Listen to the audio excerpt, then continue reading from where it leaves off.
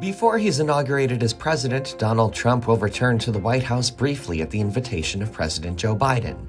That may make for an awkward encounter, especially given that, after Biden ousted Trump in 2020, Trump offered no such White House invitation to Biden. Trump left the White House prior to Biden's being sworn in, becoming the first president to do so since Andrew Johnson skipped the 1869 inauguration of Ulysses S. Grant.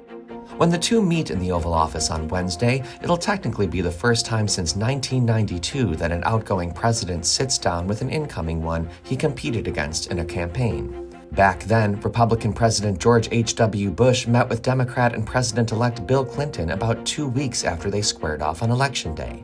The official transition process does not mandate that presidents invite their successors to face-to-face meetings, though it can feel that way.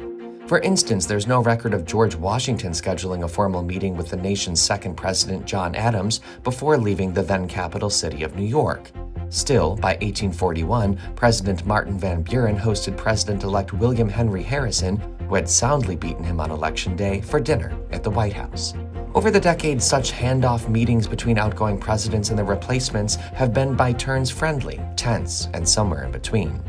More recently, Republican George W. Bush welcomed Barack Obama to the White House in 2008 after calling the election of the nation's first black president a triumph of the American story.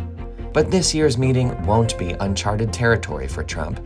He and then-President Barack Obama held a longer-than-scheduled 90-minute Oval Office discussion days after the 2016 election. This time, Biden has vowed to ensure a smooth transition and emphasized the importance of working with Trump, who is both his presidential predecessor and successor, to bring the country together. Biden's White House invitation to Trump includes his wife, the former and now incoming First Lady, Melania Trump.